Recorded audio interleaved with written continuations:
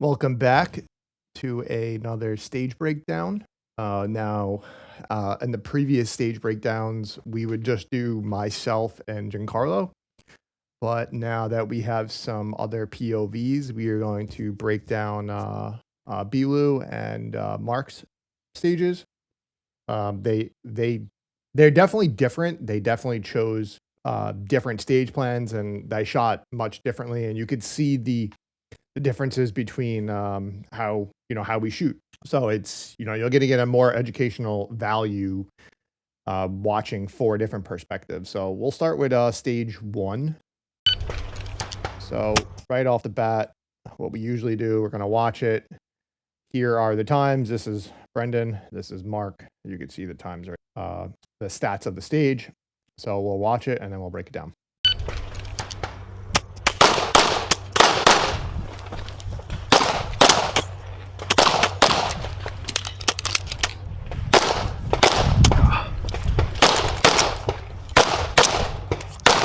It's all fucking empty.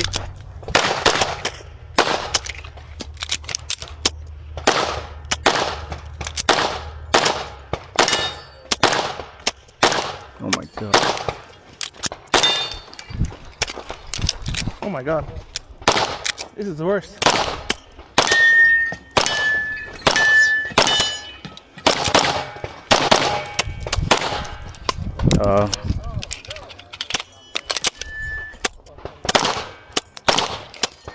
It's almost so clear. That's clear. Hammer down. Holster.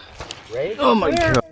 So as you can see, they vastly chose different stage plans. They were 3 seconds apart.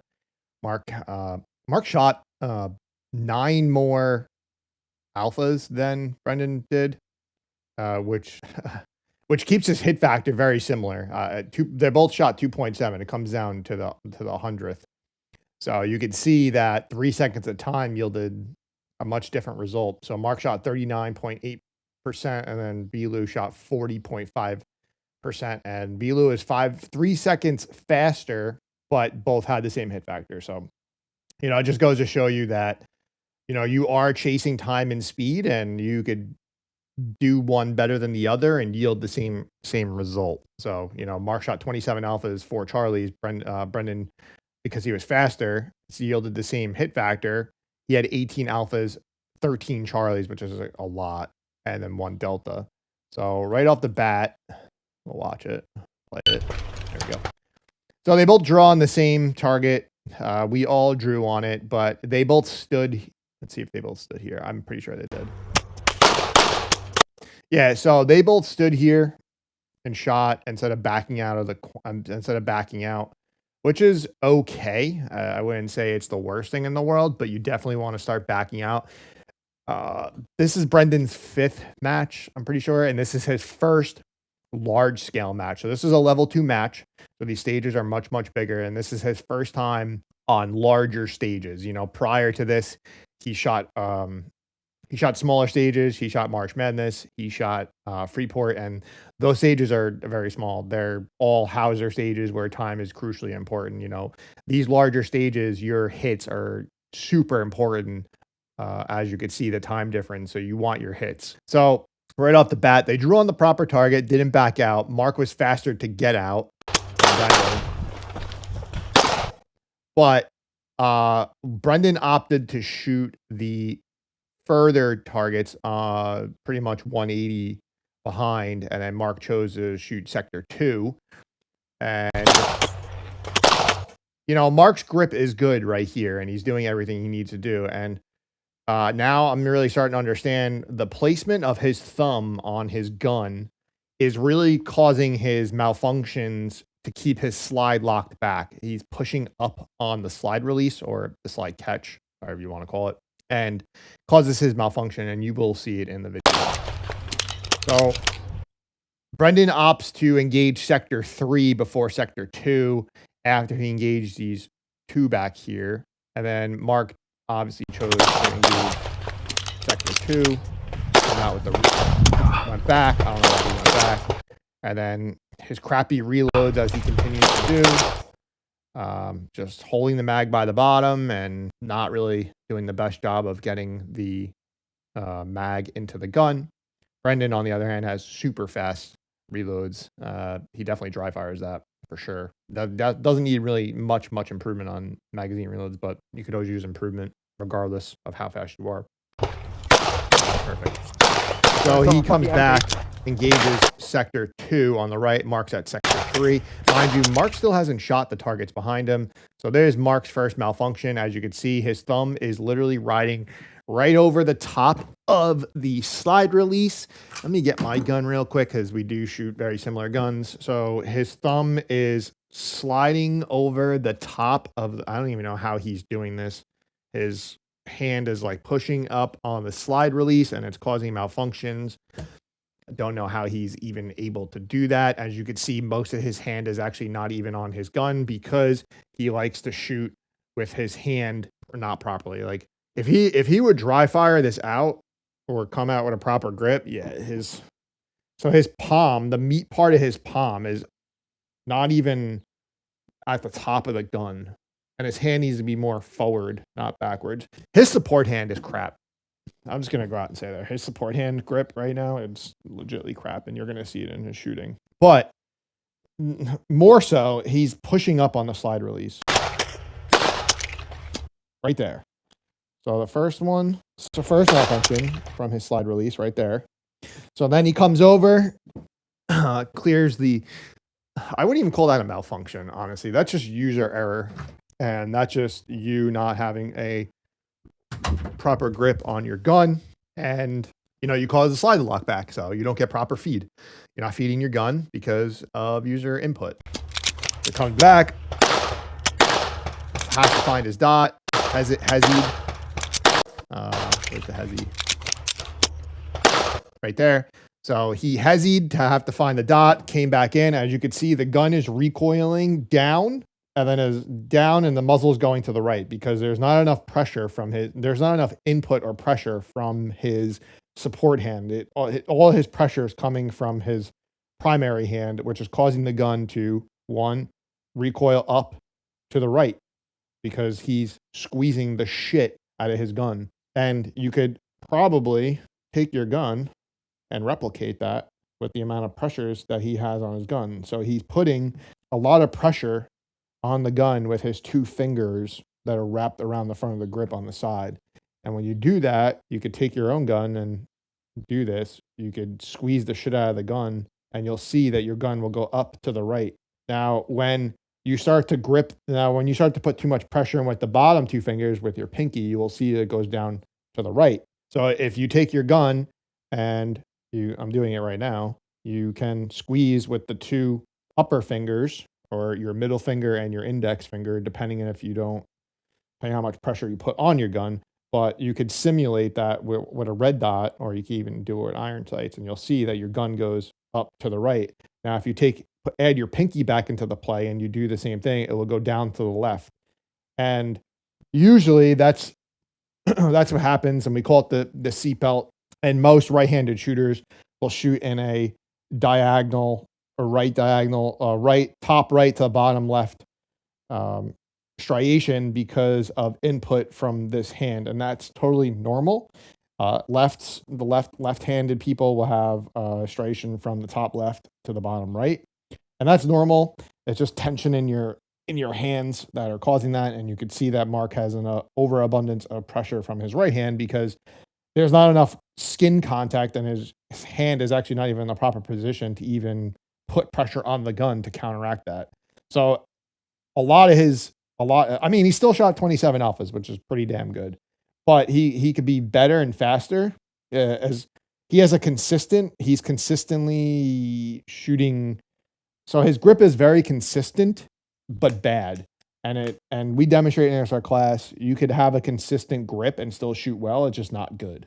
So the pressures on his hand are wrong. And that's what's causing this gun to go up to the right. The back of the gun goes down to the left. So, you know, he also has to find his dot because after his reload, he didn't have the same grip that he started with. And that's just not enough dry fire. As you can see, Brendan doesn't really have sometimes he does have an issue finding his dot, but on this particular stage, he didn't. This kid dry fires a lot. He needs to dry fire more. He's been a little rusty lately, but needless to say, we'll continue to watch the stage. So even here, see if I can get it on camera, you can see that there's a ton of space here, and you can see his thumb is literally at the top of the slide, which is like absolutely crazy to me. But you see that this gun is just kicking hard. And mind you, he shoots a Glock 34 slide. He shoots a Glock 17 slide. Both are in the same division, limited optics. And you can see this gun is supposed to have less recoil than this gun, so less. It's supposed to shoot softer than this one. I shouldn't say less recoil. That's very ammo dependent on how hot you're shooting and whatnot, and the tuning of the gun. But you know, this gun will shoot significantly softer than this gun because it's a longer barrel. And you could see that it's recoiling even harder in his hands, or has way more whiplash in his hands than a 17. Oh my god. Comes back out, does another fucked up reload, goes over the top. Why does he go over the top? Because his hand is hitting the slide release again. And well, he also forgot to load his mags, which is pretty fucking dumb. I'm not gonna lie here. Like, forgetting to load your mags is like super user error on a stage. He also had to borrow one of my mags. Thank God I carried thank God I carry a limited optics backup mag as a spare mag, because I compete in open class and he wouldn't been able to use any of my mags had I had all open mags. He would have been DQ'd on the spot. Oh my god. Comes back out. Says, oh my god. The gun doesn't go bang. We got to figure out why. I think his striker is not making enough contact, so the protrusion on the OEM Zev striker I think is worn out, and desperately need to look at why this is happening. But that's my first. He hasn't changed the striker in this. Comes back out, does it again because he's hitting up on the slide release again, and you can see again that there's not enough, there's gap, and his hand is hanging over, and his hand is like drastically pushed back, and his the support hand is drastically pushed back into his thumb, and you can see where his thumb is on his slide as well. It's just like cramped like this because like I don't even know how he's even able to. Like, I'm trying to replicate it on my gun. We do shoot all Zev, so I do have the metal Icarus frame that he has. And it's just like even hard for me to do. Like, it's literally pressed up against the front or the side of his it's literally pressed up against the side of his SRO.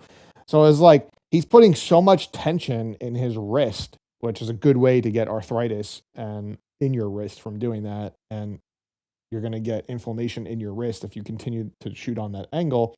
But his like thumb is like on his SRO, and he's pushing up on his slide release, and because he doesn't dry fire ever, and then he doesn't really dry fire, and you know he wants to get better, but you know the only way to get better is to dry fire, and you could see it on this stage. This is probably one of his worst stages that he's shot. You could just see all the errors. For Brendan, on the other hand, shooting 13 Charlies is unacceptable. That's just a fundamental issue. I don't think that he was the first one to shoot this stage, I'm pretty sure, and he should have took more time to do it, needless to say. But it is what it is, and you can't take it back. That's the thing, is like when you're given more time to stage plan, you should take it, do it. Regardless of if you did it, just do it. Because the more time you take to do this, the better off you'll be, and the more you can program yourself to like, all right, I'm doing this. But then again, this stage wasn't, I really didn't like this stage. I thought this stage was a big fucking clusterfuck. And once again, we have the momentum killer right here, which is the big 180. Instead of having a smooth, clean, crisp stage, they always just have to put like 2 targets somewhere where it just like kills your momentum going one way, and it's just like always there. So there's your momentum killer on this stage. It's just like it's like a LIPSA trademark to have 2 momentum killers on the stage, because, you know, God forbid that, you know, you want people to be fast. But what it is, I don't make the stages, and I'll complain. I complain about these all the time. The rest of the stages were pretty good. This stage was just trash. It was just like target set up, and it just wasn't fun to shoot. Both need to get better. This stage is just like almost identical for them. And they both had different stage plans and both shot almost identical, which is kind of crazy. These two actually had an identical stage. I think stage 6. I think they both shot identical. Same hits, same time. It's crazy. All right, so I'm gonna wrap up stage 1. This kid, Mark needs to dry fire more. He needs to work on getting his grip back onto his gun after reload. BLuu is just rusty. Hasn't really shot a match in I think 3 months. He hasn't really been dry firing either. He said. So his mental game, his fundamentals need to get better. If any of you are watching this and you haven't shot a match and you're looking to get into a match, just go shoot a match. Don't really don't get me wrong. You definitely need to know the basic fundamentals of like what you're doing with your gun. Just don't go in there. If you have 0 range time on your gun and you just bought a gun and you're looking to compete and you still haven't gone to the indoor range and shot your gun, don't sign up for a match. I don't recommend you shooting a match and having 0 time behind the gun on your gun. At least get 1,000 rounds on your gun before you go compete. Now you can go compete and have 0 time on your gun. You're just not gonna do very well. You're not gonna understand anything. At least you're shooting wise, because you're going to be extremely lost on most stages on your first match. Everybody is. It's just like how USPSA goes. Unless you come over from a different sport where there is stage planning or a different sanction, you're going to be lost. I was lost. I shot 48% my first match. I also had 10 mics, which is terrible. So if you're going to go compete, at least get some time behind your gun. Go shoot, understand your gun, develop a consistent grip with the proper inputs on your gun, and be able to be comfortable shooting at longer ranges, like 25 yards, 20 yards, to make hits on a full-size paper target. If you go to the indoor range or wherever your range is, outdoor, indoor, and you can't make hits on a full-size paper, you have problems. I don't think a match is going to solve that. You have larger problems. And I'm not sitting here trying to be a dick, but you need to figure out what your problem is before you go shoot a match. You're going to be at a match and you're going to be extremely lost, and now you're going to be lost, but your shooting's going to suck and you're just not going to have the grand old time. So at least get 1,000 rounds behind your gun before you go compete. That's my recommendation for everybody that wants to go compete. Now, if you're familiar with your gun and you have spent hours at the indoor range and you know how to shoot and you're comfortable shooting at the longer ranges and you could shoot paper at longer ranges, fine, go compete, go do it. But nothing can prepare you for the mental aspect of USPSA unless you shoot matches. The only way to get better at stage planning is to actually go shoot matches, or then again, if you create stages in your backyard or wherever, you're going to know the stages. So it's kind of like the only way to get good at the mental game is to go shoot matches, because the stages, you only get to shoot them once and you can't shoot them again after that unless they set up a same stage at a different time. I know what classifiers they do that. You could shoot the same classifier like 8 different times over the course of, a year if you really wanted to, which is kind of like why the letter next to your name doesn't really mean shit in USPSA. I would just base your performance off match performance and then see where you are. Like if you classify as a C class shooter or a D class shooter, but you're consistently shooting 75% or higher at a match, you're pretty good. I really wouldn't worry about the C or the D or the B next to your name. It's about match performance, and if you could perform well at a match, you're pretty damn good. So I'm going to end stage 1 with that. This was just an abysmal performance by these two, especially Mark, knowing how much he shoots. Kind of terrible. He needs to really fix this issue if he wants to get better. He missed making B class limited optics by 1/10%, and he could easily shoot matches at a B class level if he would fix the fundamentals. But needless to say, that's all I got for you guys on this stage. This stage sucked.